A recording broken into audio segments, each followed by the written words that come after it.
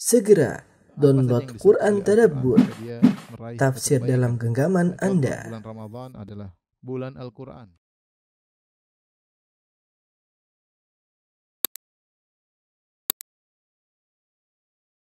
Bismillahirrahmanirrahim. Assalamualaikum warahmatullahi wabarakatuh.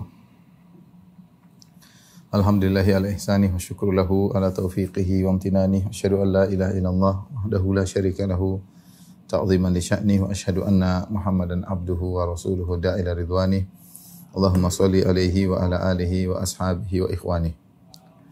Ibu-ibu yang dirahmati Allah Subhanahu wa taala, Majelis Ta'lim Al-Ittiba yang dirahmati oleh Allah Subhanahu wa taala. Kita melanjutkan bahasan kita dari tafsir surat Al-Baqarah dan kita masuk pada ayat 196 dan seterusnya, dan ayat-ayat ini beberapa ayat di depan berkaitan tentang masalah haji, ya, tentang masalah haji.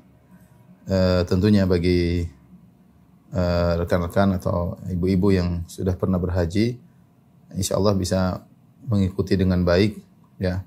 Adapun yang mungkin belum berhaji, mungkin belum bisa membayangkan dengan baik. Tapi saya akan sampaikan kandungan dari ayat-ayat tersebut, ya.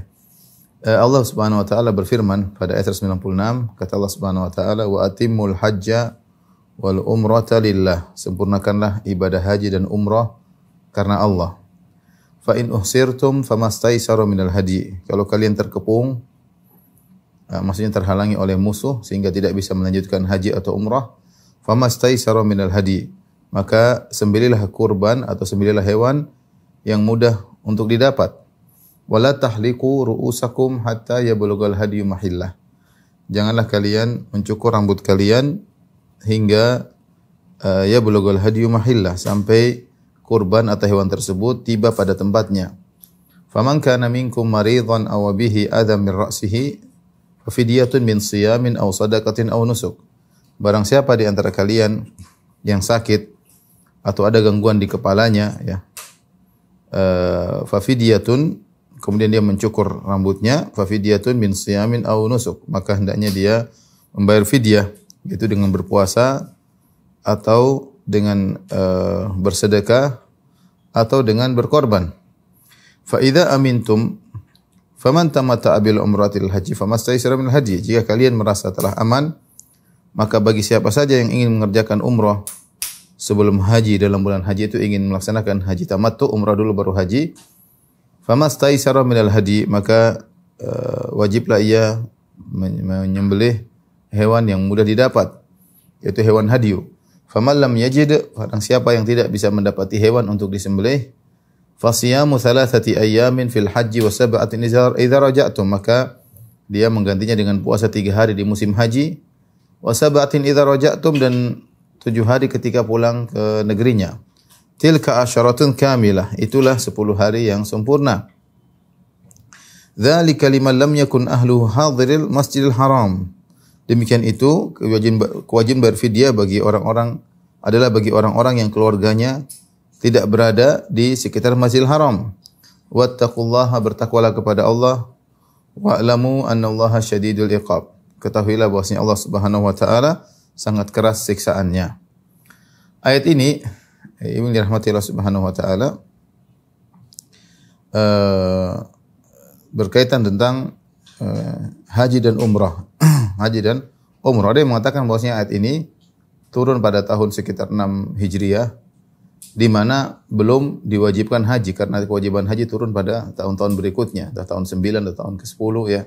Tahun ke-9 Hijriah baru turun ayat tentang kewajiban haji, yaitu firman Allah Subhanahu wa taala, "Walillahi 'alan nasi hajjul baiti man istata'a ilaihi sabila." Wajib bagi manusia untuk berhaji bagi yang mampu. Adapun ayat ini bukan tentang kewajiban haji, ya. Wa atimul hajja wal umrata lillah. Sempurnakan haji dan umrah karena Allah. Tapi ayat ini terkait dengan kalau orang sudah mulai start haji atau start umrah, dia tidak boleh berhenti, tidak boleh dia putus tengah jalan. Tidak boleh putus tengah jalan. Beda dengan kalau kita puasa sunnah. Kita puasa sunnah, kita boleh putus tengah jalan. Seorang berpuasa, kemudian tiba-tiba dia ingin batalkan, boleh. Dan itu pernah dilakukan oleh Nabi SAW. Rasulullah SAW pernah datang ke keluarganya, sebagian istrinya, di pagi hari atau agak siangan. Rasulullah SAW kemudian bertanya tentang makanan. Kata istrinya ada. Maka Rasulullah SAW pun makan. Rasulullah SAW berkata, faqad asbahtu sha'iman. saya tadi pagi sudah puasa tapi Rasulullah SAW batalkan, ya. Rasulullah batalkan. Boleh. Jadi puasa sunnah kalau kita sudah mulai kita boleh batalkan di tengah jalan. Demikian juga sholat sunnah, ya. Kalau seorang sholat sunnah tengah jalan dia ingin batal, boleh, dia tidak berdosa. Tidak ada dosa dan tidak ada denda yang harus dia kerjakan. Lain halnya dengan haji dan umrah. Kalau orang sudah mulai haji dan umrah, dia sudah mengatakan labbaik Allahumma hajjan, dia tidak boleh putus tengah jalan. Tiba-tiba tengah jalan saya ingin pulang, enggak boleh. Atau dia sudah melaksanakan umrah, sudah di miqat dia berkata labbaik Allahumma umrah. Ya Allah, aku penuhi panggilan untuk umrah, tidak boleh diputuskan tengah jalan. Karena Allah merintahkan untuk menyempurnakan. Wa atimul hajja wal umrata lillah. Sempurnakan haji dan umrah untuk Allah Subhanahu wa taala. Ini di antara keistimewaan haji dan umrah. Kalau sudah mulai tidak boleh berhenti. Mirip dengan ini seperti tentang perang ketika Rasulullah SAW perang Uhud. Kemudian Rasulullah SAW keluar untuk berangkat ke Uhud, maka sebagian sahabat mengatakan, ya Rasulullah, bahwasanya kami ikut aja perintahmu. Kalau memang baik kita tidak usah keluar ke Gunung Uhud, tapi kita bertahan di kota Madinah, kami nurut. Maka Rasulullah SAW mengatakan, maka yang bagi Nabi idza labisa la'matahu an yadha'aha hatta yunajis atau hatta yahkumallahu bainahu baina aduwihi. Tidak pantas bagi seorang nabi kalau sudah terlanjur pakai baju perangnya kemudian berhenti. Dia harus lanjut berjalan sampai Allah memutuskan apa yang terjadi antara dia dengan musuhnya, ya. Ini contoh ibadah yang kalau sudah dimulai tidak boleh berhenti adalah haji dan umrah. Nah, kalau seorang kemudian di tengah ibadah haji atau ibadah umrah putus tengah jalan, dia batalkan tengah jalan, maka ada denda. Dendanya yaitu dia harus pertama dia berdosa kalau tidak ada alasan tiba-tiba dia putus tengah jalan.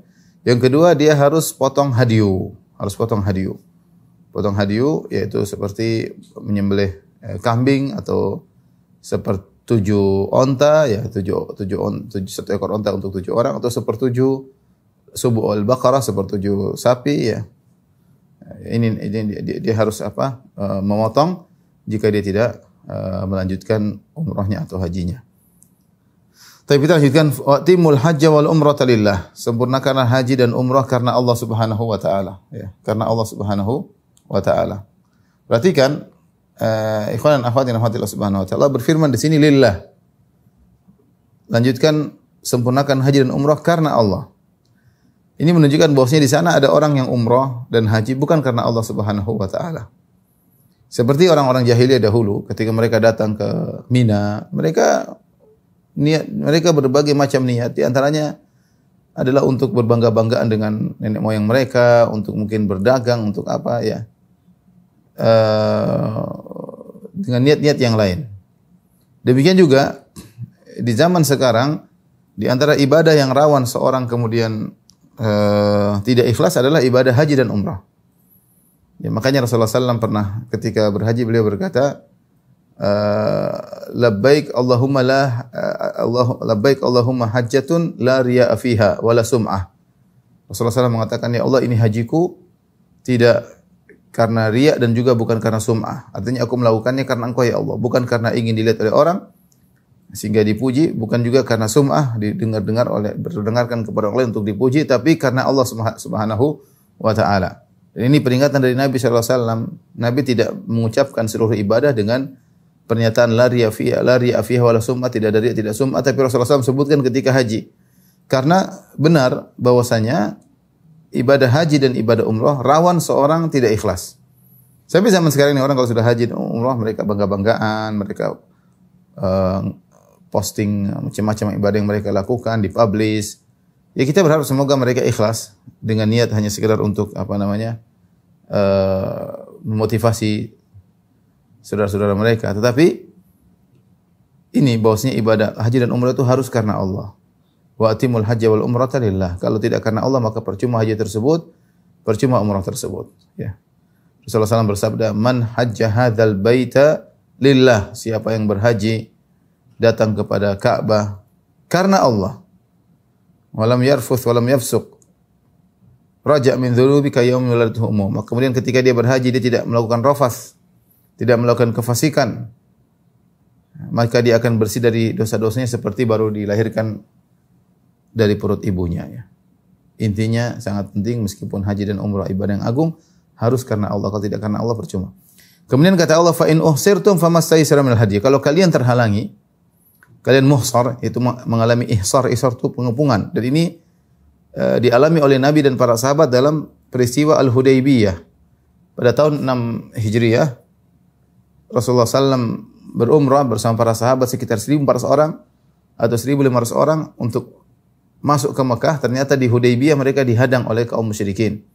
Sehingga terjadilah suatu perdamaian, perjanjian perdamaian disebut dengan Sulhul Hudaybiyah. Dalam isi poin-poin perjanjian damai tersebut, kaum muslimin harus pulang ke kota Madinah dan untuk umrah pada tahun berikutnya, pada tahun ke-7 Hijriah. Dan Nabi SAW akhirnya menyetujui perjanjian damai tersebut dan akhirnya mereka tidak bisa melanjutkan umrah. Padahal mereka sudah di Hudaybiyah. Hudaybiyah dari Ka'bah sekitar 20 kilo. Sementara dari Madinah menuju Mekah sekitar 450 kilo. Artinya mereka sudah menempuh sekitar 430 kilo.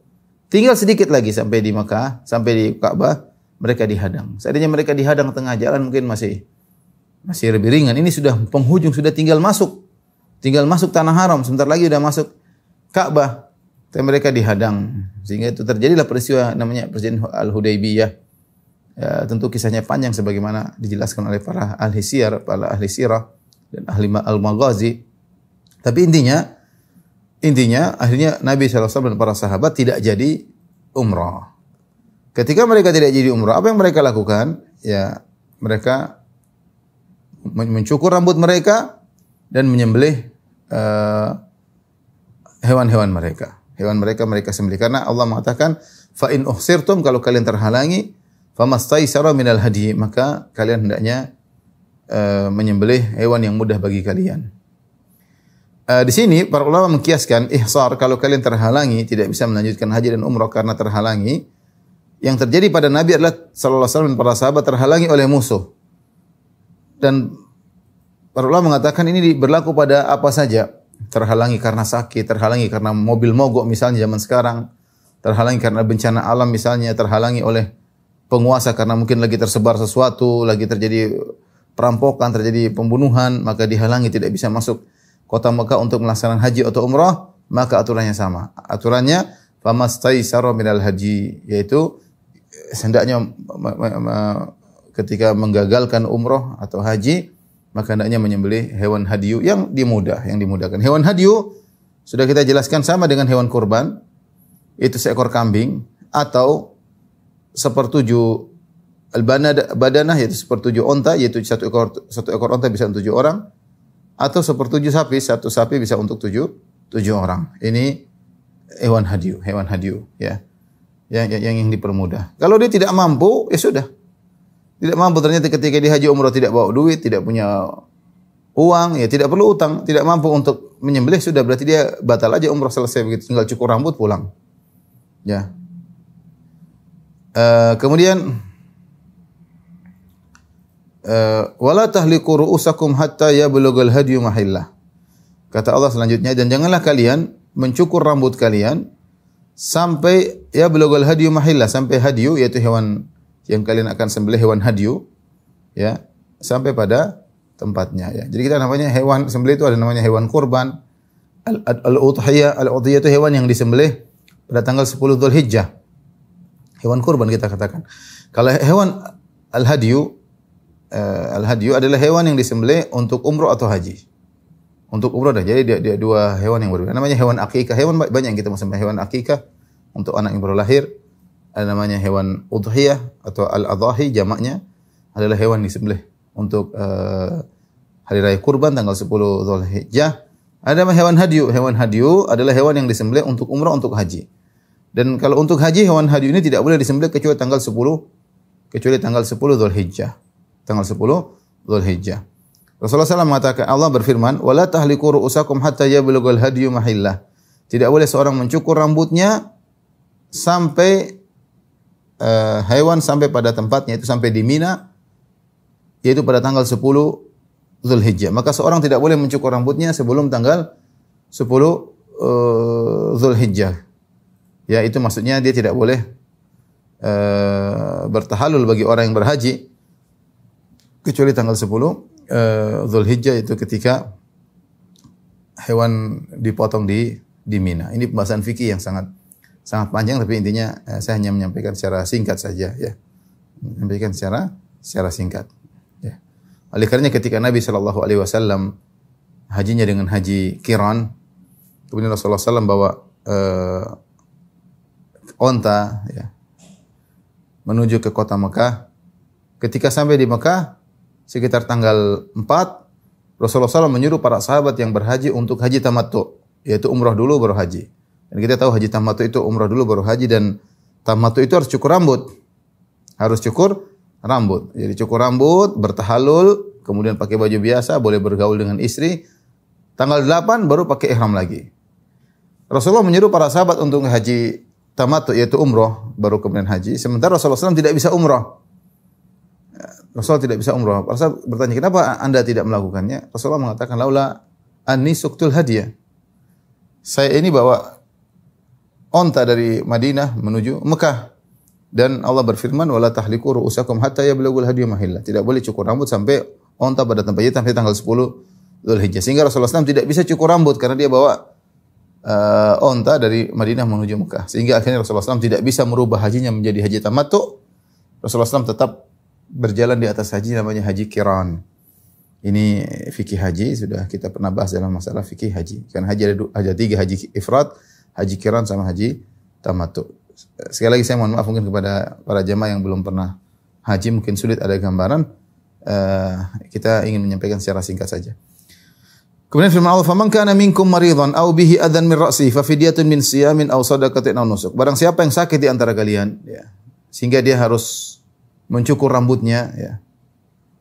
Misalnya dia harus botak, ya. Aw bihi adhan min ra'sihi, ya, atau dia punya penyakit di kepalanya, banyak kutunya, sehingga dia harus botak. Kalau dia tidak cukur rambutnya, maka kutunya banyak, dia akan gatal terus, terganggu ketika melaksanakan ibadah haji atau umrah. Fa fidyatun min siyamin aw shadaqatin aw nusuk. Maka hendaknya dia boleh cukur rambutnya dan dia bayar fidyah. Fidyah tersebut bisa puasa, bisa sedekah, maksudnya beri makan kepada 6 fakir miskin, masing-masing setengah sa', atau nusuk, atau menyembelih hewan, ya. Jadi di zaman Nabi sallallahu alaihi wasallam ada seorang namanya Ka'ab bin Ujrah. Ka'ab bin Ujrah radhiyallahu anhu, dia sedang ihram bersama Nabi sallallahu alaihi wasallam.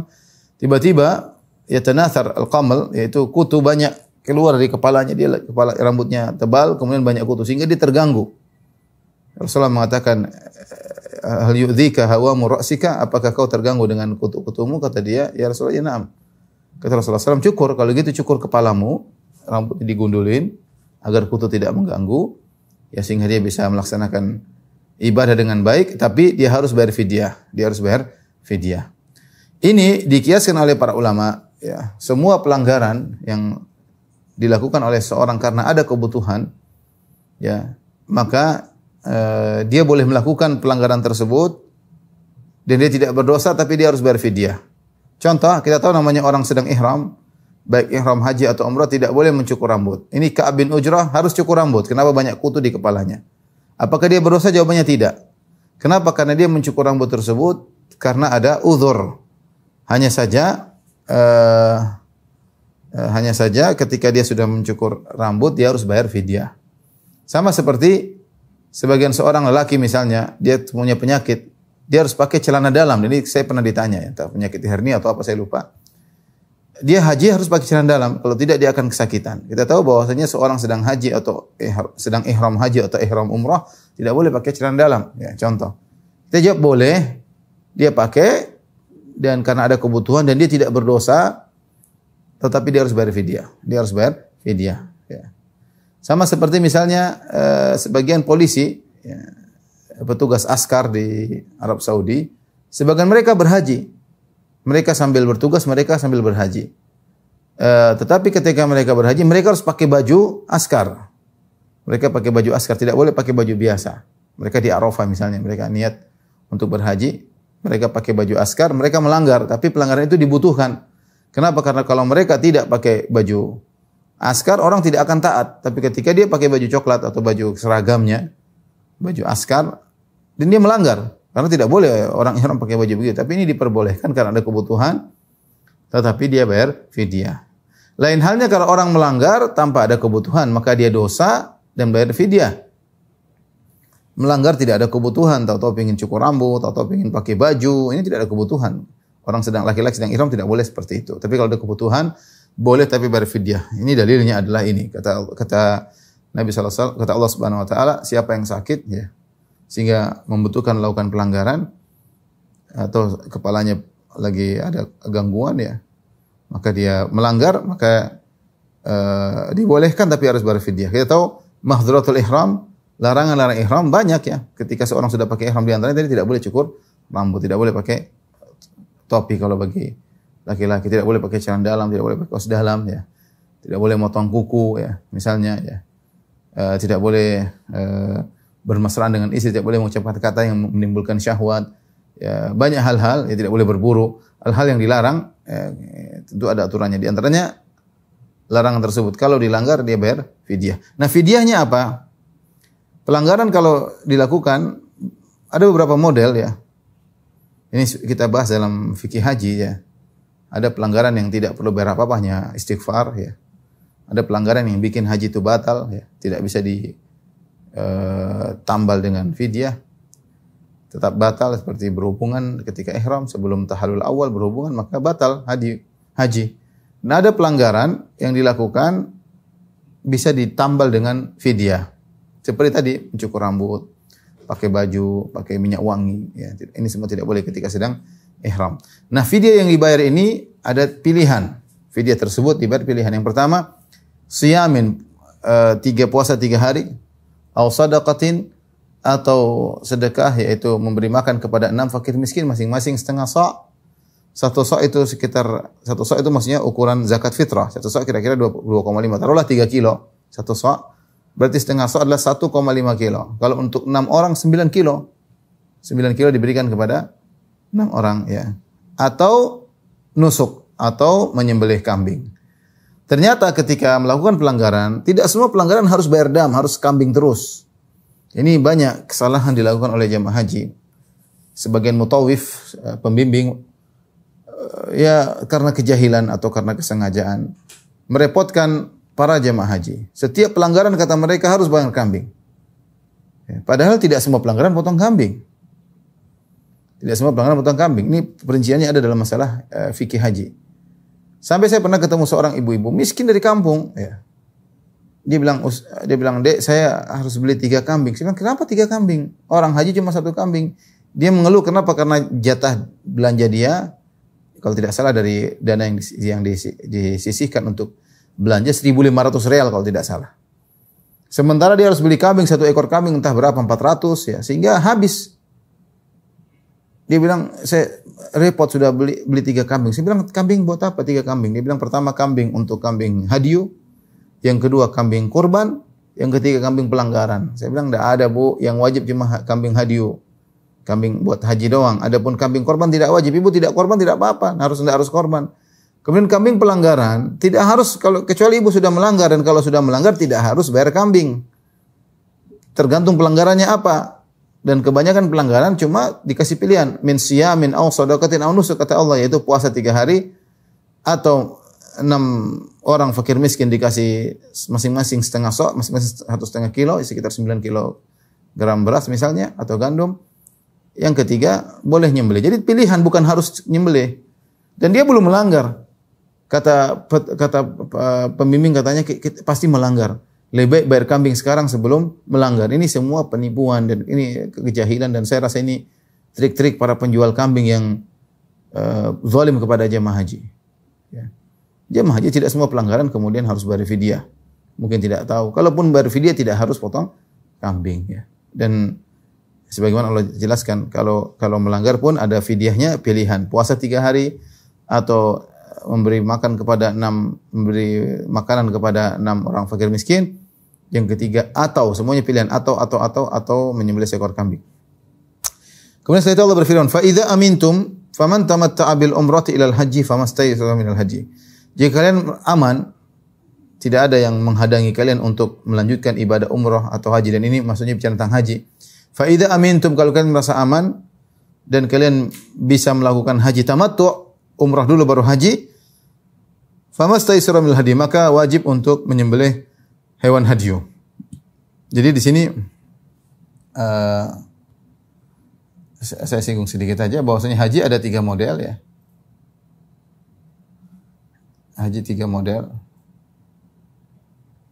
Yang pertama namanya haji ifrad.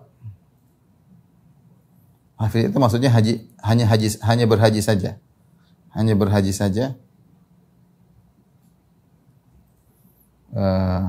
Tanpa umrah. Yang kedua namanya haji tamattu. Haji tamattu yaitu umrah dulu baru haji.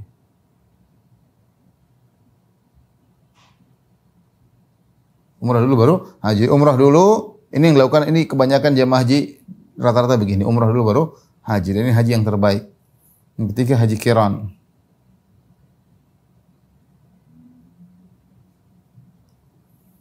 Haji qiran yaitu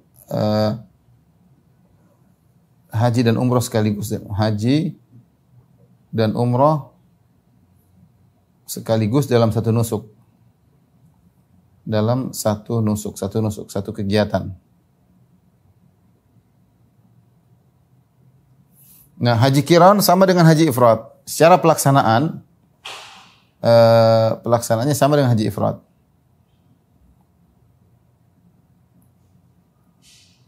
Pelaksanaan haji qiran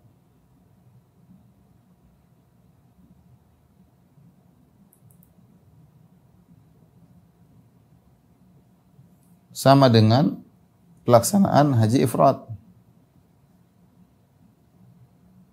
Bedanya haji qiran harus menyembelih hadyu, hewan hadyu. Kalau ini haji ifrad tidak ada kewajiban menyembelih. Nah, haji tamattu juga sama, ada kewajiban menyembelih. Menyembelih hewan hadyu.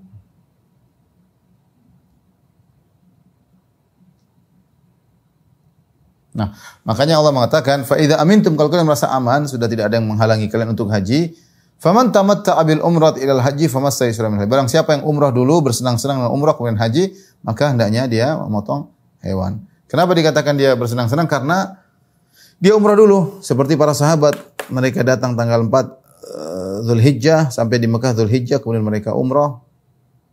Setelah itu mereka pakai baju biasa, mereka berhubungan dengan istri mereka. Pada tanggal 8 mereka ihram lagi. Jadi antara umrah dan haji ada jeda untuk bersenang-senang. Maka setelah itu lanjut dengan haji, maka wajib untuk bayar hewan haji. Beda dengan ifrad. Ifrad sejak awal labbaik Allahumma hajjan, sama dengan haji qiran, labbaik Allahumma hajjatan wa umrah. Kalau sudah pakai ihram, tidak akan dibuka ihram tersebut terus sampai tanggal 10. Kalau dia ihram dari tanggal 1 Zulhijjah, terus tergantung kapan dia mulai berihram. Kalau sudah mulai berihram, tidak dibuka kecuali tanggal 10 ketika hari Id. Tetapi kalau tamattu enggak, tamattu kapan kita umrah, mau di awal Dzulqa'dah, terserah. Pokoknya umrah, bisa umrah bebas. Ini tanggal 8 baru pakai baju ihram lagi. Ya, di antara kedua jeda tersebut, di antara umrah dan haji ini jeda, dan ini bersenang-senang, makanya wajib untuk menyembelih seekor kambing atau sepertujuh onta atau sepertujuh sapi, itu hewan hadyu. Kemudian kata Allah, "Faman lam yajid fasiyamu thalathati ayyamin fil haji wa sabatin idza raja'tum." Barang siapa yang tidak bisa menyembelih, enggak punya uang ya, atau tidak ada punya uang tapi tidak dapat hewan, maka solusinya dia puasa 10 hari. 10 hari tersebut salah satu ayyamin fil haji, 3 hari di musim haji, wa sabatin idza raja'tum, 7 hari ketika pulang ke Indonesia, waktu pulang ke tanah air masing-masing ya. Ya, jadi 3 hari puasa di musim haji, 7 harinya di kampung. Tilka asyaratun kamilah, itulah 10 sempurna 10 hari puasa sebagai pengganti dari kalau orang tidak bisa bayar hadiyu ya. Sebagian teman-teman begitu, mereka hajinya haji tamattu.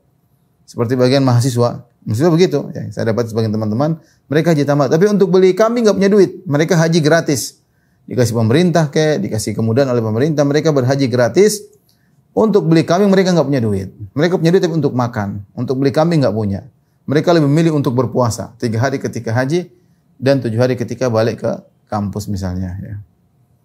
Kalau mampu maka harus bayar hadiyu. Dzalika liman lam yakun ahlu hadiril Masjidil Haram. Ini berlaku bagi orang yang keluarganya bukan di tanah haram. Masjidil Haram sini yang lebih kuat pendapat adalah maksudnya di tanah haram. Jadi kalau orang tinggal di tanah haram, dia melakukan haji, misalnya haji tamattu ya, maka tidak perlu dia menyembelih kambing. Kenapa? Karena ini aturannya. Dia keluarganya di Mekah. Lain halnya, sebagian ulama berpendapat, lain halnya seorang, misalnya mahasiswa Indonesia tinggal di Mekah, belajar di Universitas Ummul Qura. Universitas Ummul Qura, sementara keluarganya di tanah air.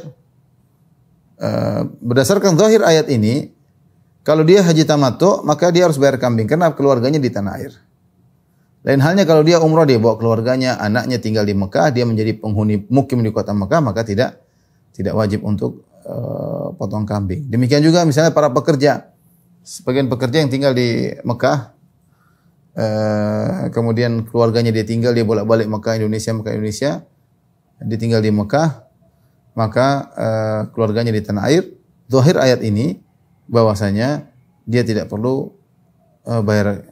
dia harus tetap bayar kambing karena keluarganya di tanah air. Itu adalah masalah khilaf. Ada yang mengatakan seorang kalau sudah mukim, meskipun keluarganya di tanah air, tetap saja tidak usah bayar fidyah. Tapi ini masalah khilafiyah.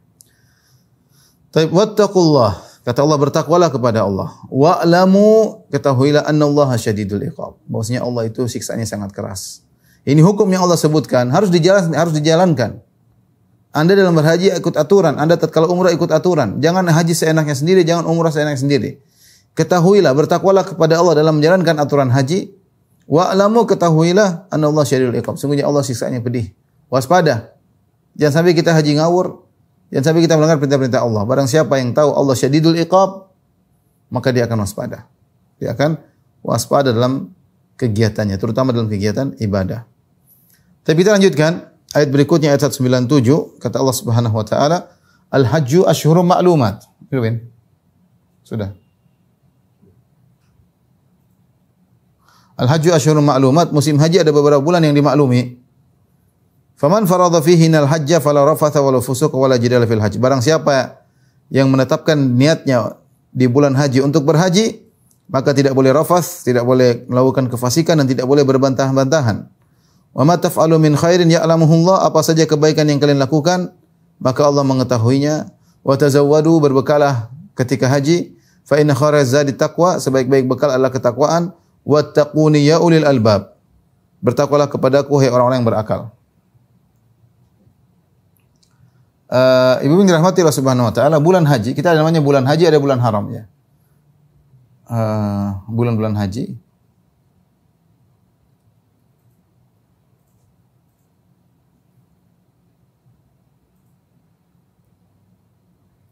Ada namanya bulan-bulan haram.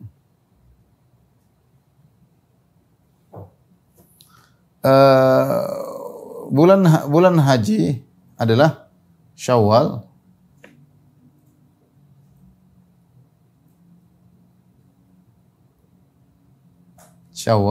kemudian Dzulqa'dah,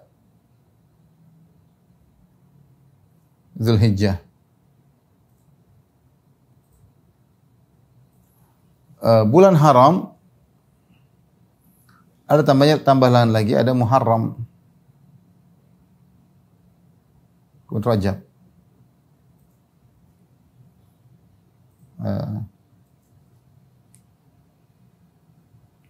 Saya pakai garis merah.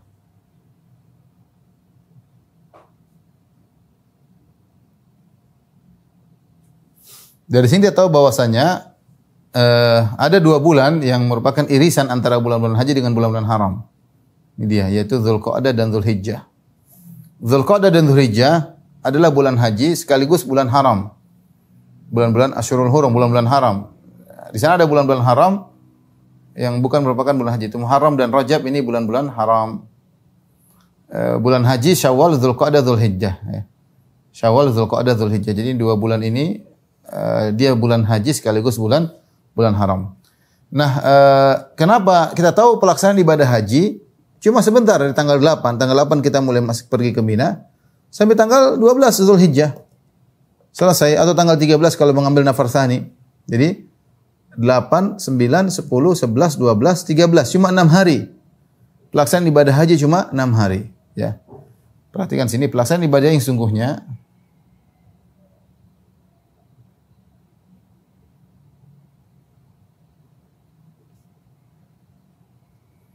sungguhnya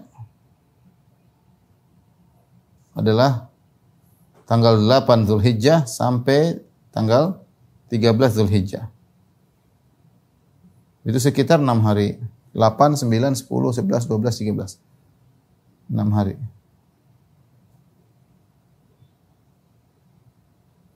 Lah, lantas kenapa dikatakan bulan haji sampai 3 bulan Syawal, Dzulqa'dah, Dzulhijjah? Apa maksudnya? Maksud dari bulan haji Syawal, Dzulqa'dah, Dzulhijjah artinya Anda boleh melaksanakan ihram mulai sejak bulan Syawal. Misalnya ada seorang ingin haji ifrad, 1 Syawal dia sudah bisa niat labbaik Allahumma hajjan dan dia pakai ihram terus sampai tanggal 10 Dzulhijjah. Boleh. Atau dia haji qiran, dia boleh start pergi ke Mekah mulai sejak bulan Syawal dengan niat labbaik Allahumma hajjan. Boleh mulai 1 Syawal.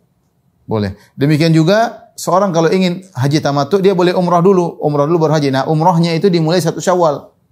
Kalau dia umrah misal di bulan Ramadan sebelum Syawal, dia niatkan sebagai umrah tamattu maka tidak diterima karena umrah tamattu yang merupakan umrah bagian dari kegiatan haji, umrah tersebut harus dimulai dari bulan haji, itu bulan Syawal. Bulan Syawal. Jadi artinya kalau kita bilang kenapa dimulai dengan start bulan Syawal di sini boleh niat ihram haji atau niat ihram tamattu, ihram umrah tamattu sejak 1 Syawal. Meskipun pelaksanaan hajinya adalah pada tanggal ini pelaksanaan haji yang sesungguhnya. Ya, tapi kenapa 1 Syawal boleh niat ihram haji atau niat ihram umrah tamattu sejak 1 Syawal? Kenapa di akhir Dzulhijjah padahal tanggal 13 Dzulhijjah sudah selesai? Maksudnya apa? Maksudnya waktu terakhir untuk tawaf ifadah itu rukun haji adalah akhir Dzulhijjah. Itu 29 atau 30 Dzulhijjah. Tidak boleh seorang menunda tawaf ifadah sampai lebih dari tanggal 30 Dzulhijjah kecuali darurat. Artinya apa? Tidak boleh. Ini bagi orang yang masih baru tahu terkadang tawaf ifadah harus tertunda. Tidak boleh menunda tawaf ifadah sehingga keluar dari bulan Dzulhijjah.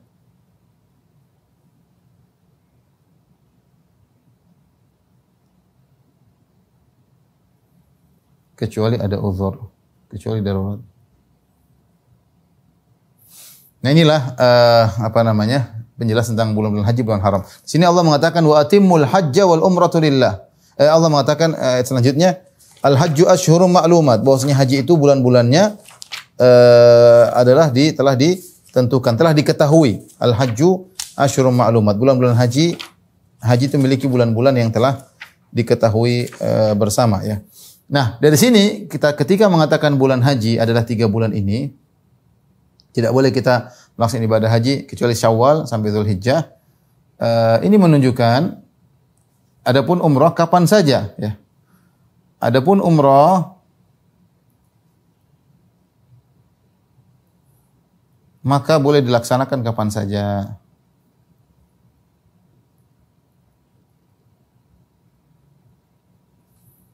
kapan saja. Nabi SAW dalam seumur hidup beliau hanya umrah 4 kali. Beliau hanya umrah 4 kali dan itu semua beliau kerjakan di bulan Dzulqa'dah. Semua beliau kerjakan di bulan Dzulqa'dah. Ya. Pertama adalah umrah Al-Hudaybiyah. Ya, setelah Nabi berhijrah, setelah Nabi menjadi seorang Nabi, Rasulullah SAW tidak pernah umrah kecuali 4 kali. Yang pertama adalah umrah Al-Hudaybiyah yang kemudian akhirnya harus digagalkan. Itu pada tanggal bulan Dzulqa'dah tahun 6 Hijriah. Kemudian umrah berikutnya Umratul Qadiyah atau Umratul Qadha. Itu setahun setelah perjanjian Hudaybiyah, itu terjadi pada bulan Dzulqa'dah tahun 7 Hijriah.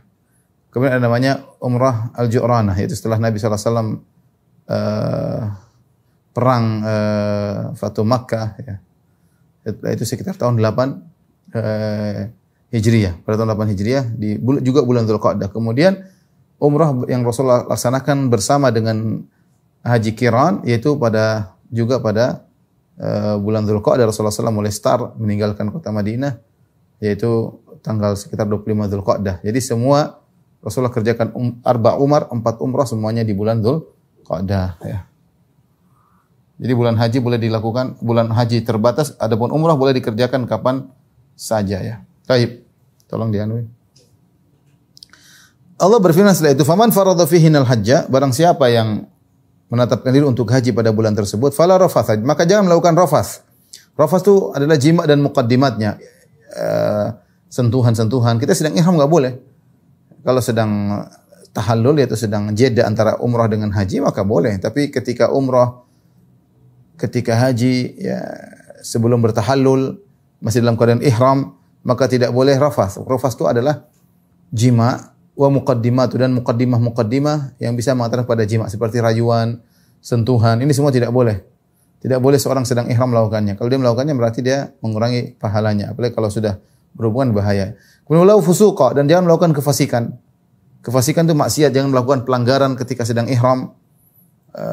Tidak boleh, jangan bermaksiat, jaga pandangan ketika sedang ihram, sedang haji, jangan kemudian lihat cewek sana, lihat cewek sini, jangan merokok ketika sedang ihram haji dan umrah, jangan merokok, jangan bergibah sedang haji kemudian bergibah ria, sedang haji kemudian nonton YouTube ya, terlihat maksiat-maksiat. Ini bahaya zaman sekarang, medsos ya.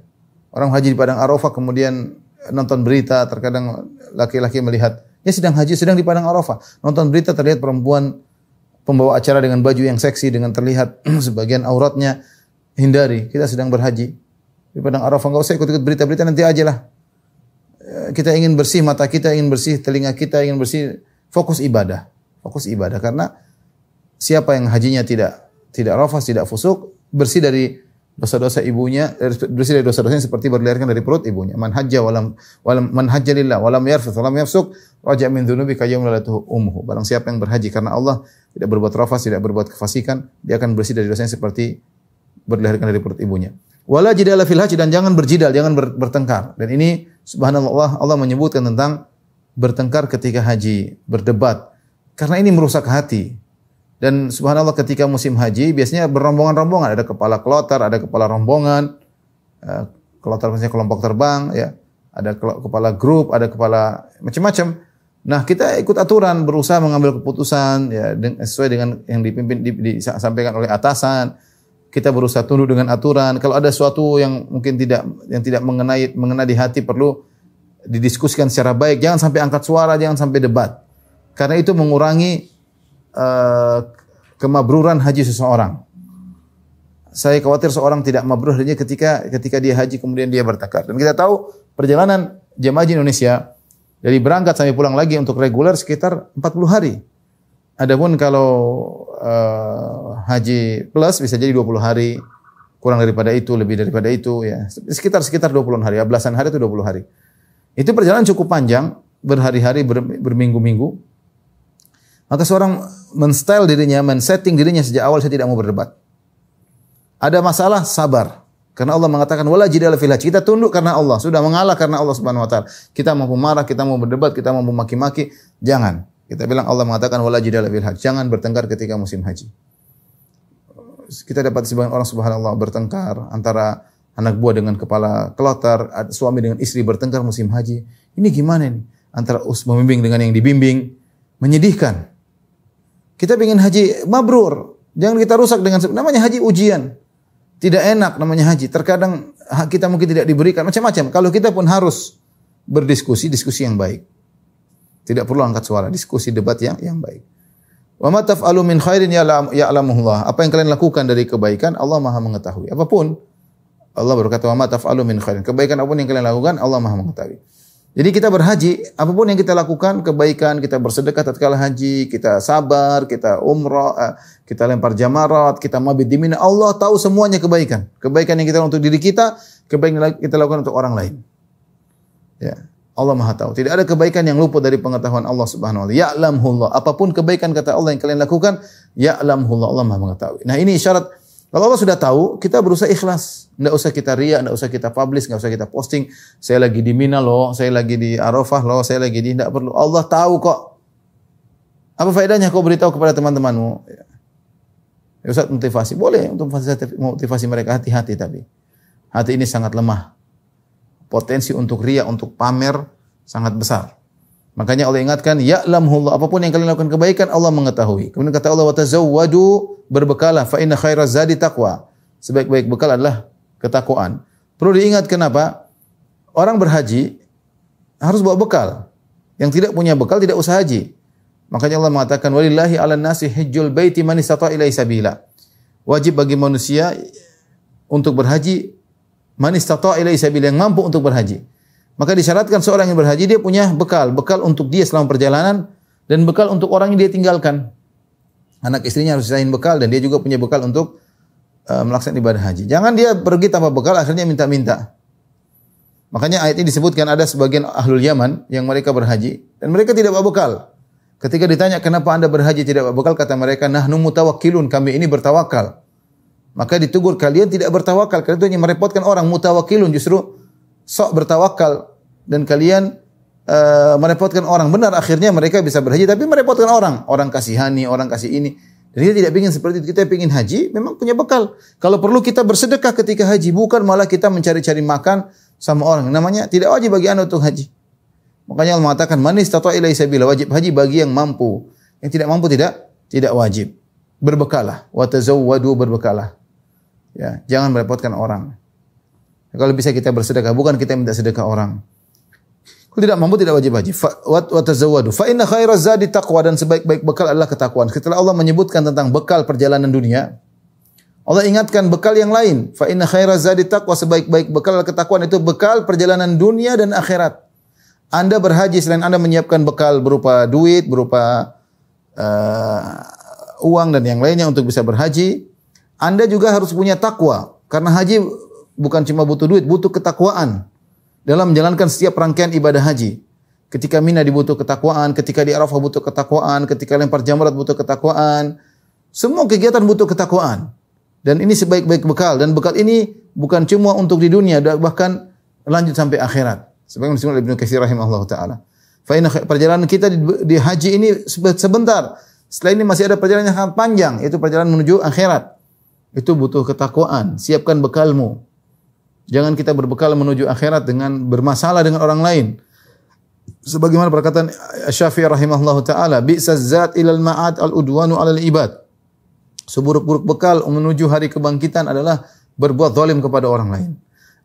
Kita semua akan menuju hari kebangkitan. Maka siapkan bekal yang terbaik, yaitu takwa kepada Allah Subhanahu wa taala. Wattaquni ya ulil albab. Bertakwalah kepadaku ya, wahai orang-orang yang cerdas, wahai orang yang cerdas ya. Jadi dalil bahwasanya orang yang bertakwa orang yang cerdas. Takut kepada Allah Subhanahu wa taala, tidak bertakwa tidak cerdas ya. Makanya ketika Rasulullah SAW ditanya, ayun nasi aqyas, siapa orang yang paling cerdas ya Rasulullah, yang paling pintar? Kata Rasulullah SAW, aktsaruhum lil mauti dzikran, yang paling banyak ingat kematian. Wa ahsanum lima ba'dal mauti isti'dadan, yang paling bersiap untuk menjalankan perjalanan setelah kematian. Ini orang yang cerdas. Kalau kita cerdas, kita bertakwa. Karena takwa kita ini bermanfaat bagi kita di alam barzah dan bermanfaat bagi kita ketika di hari kiamat kelak. Adapun seorang kemudian tidak bertakwa kepada Allah Subhanahu wa taala. Ini orang jahil ya. Orang jahil sehingga tidak sempat bertakwa kepada Allah Subhanahu wa taala, tiba-tiba kemudian dipanggil oleh Allah Subhanahu wa taala tanpa ada bekal ketakwaan sama sekali. Makanya Allah mengatakan wattaquni ya ulil albab, bertakwalah kepadaku hai orang-orang yang berakal. Anda berakal, ini hidup bukan untuk dunia. Kita hidup untuk akhirat. Sabar menjalani berbagai macam problematika hidup ini. Bekalkan diri Anda ketakwaan. Setiap kita tidak ada yang luput daripada problematika, siapapun dia. Problematika rumah tangga, problematika di kantor, problematika bertetangga, problematika bermasyarakat, problematika sesama kerabat. Nah, banyak. Problematika dalam dakwah, banyak. Tapi berkala diri Anda dengan takwaan. Inilah ketakwaan yang akan menolong Anda dalam perjalanan hidup selanjutnya yang sangat panjang. Ya, hanya orang cerdas yang memikirkan hal ini. Oleh karena ibu yang dirahmati Allah Subhanahu wa taala, jadilah orang cerdas. Jaga lisan, jaga pandangan, jaga pendengaran. Jangan nimbrung semua yang bukan kita tidak punya ilmu tentangnya.